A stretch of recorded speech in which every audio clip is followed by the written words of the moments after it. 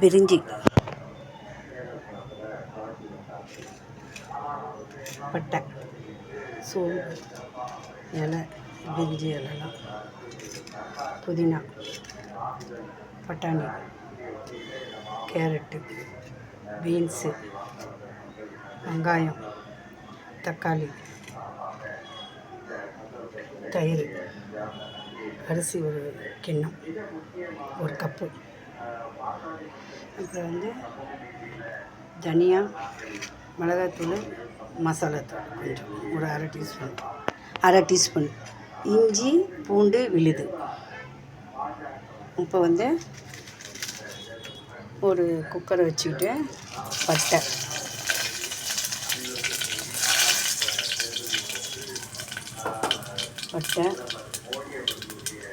நல்லா பொரிஞ்ச பிறகு வெங்காயம்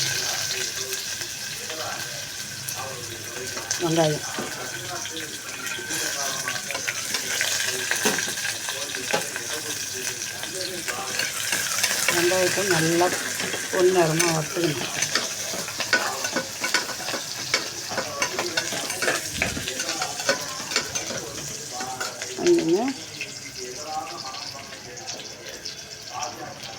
பீன்ஸு, கேரட்டு,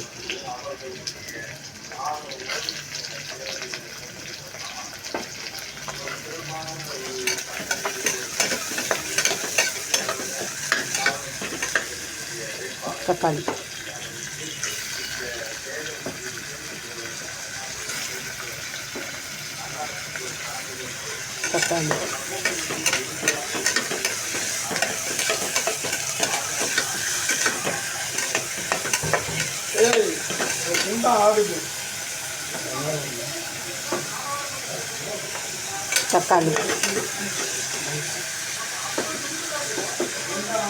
பட்டாணி,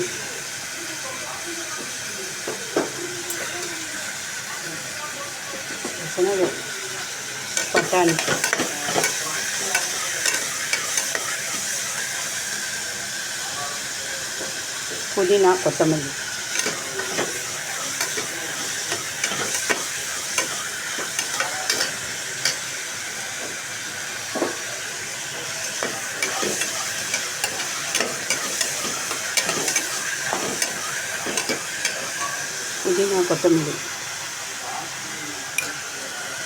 தனியாத்தூள், மிளகாத்தூள், மசாலாத்தூள் சும்மா ஒரு அரை டீஸ்பூன் போட்டு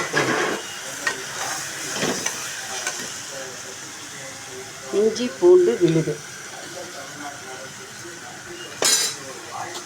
இந்த அரிசியை ஊற வச்சு இதில் 1.5 கிண்ணம் தண்ணி வைக்கணும்.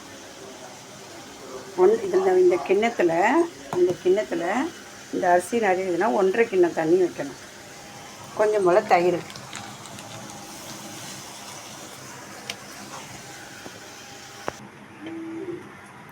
பிரிஞ்சி ரெடி. 1.5 கப்பு தண்ணி கரெக்டாக அந்த கிண்ணத்தில் எந்த அரிசி கிண்ணத்தில் போடுறோமோ அதில் 1.5 கப்பு தண்ணி ஊற்றணும். அந்த தண்ணி ஊற்றினா கரெக்டாக பாருங்கள். இப்போ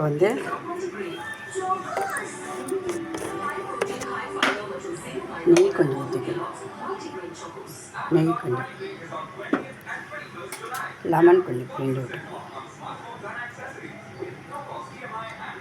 லெமன் கொஞ்சம் பிழிஞ்சு விட்டாச்சு. சோறு எப்படி பழன்னு இருக்கு. கரெக்டான தண்ணி, கரெக்டான லெவலு. தெரியாதவங்க கூட இதை செய்யலாம்.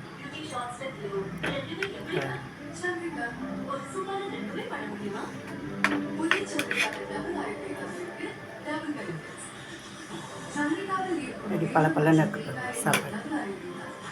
சாதம் பிரிஞ்சிக்காய் ரெடி ஆகிடுச்சு. வெங்காயம் பச்சடி ரெடி.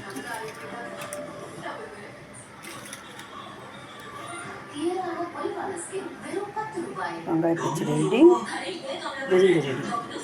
பிரிஞ்சி பழன்னு இருக்குது சாப்பாடு. சாதம் அது ரெடி ஆகிடுச்சு. பிரிஞ்சி ரெடி.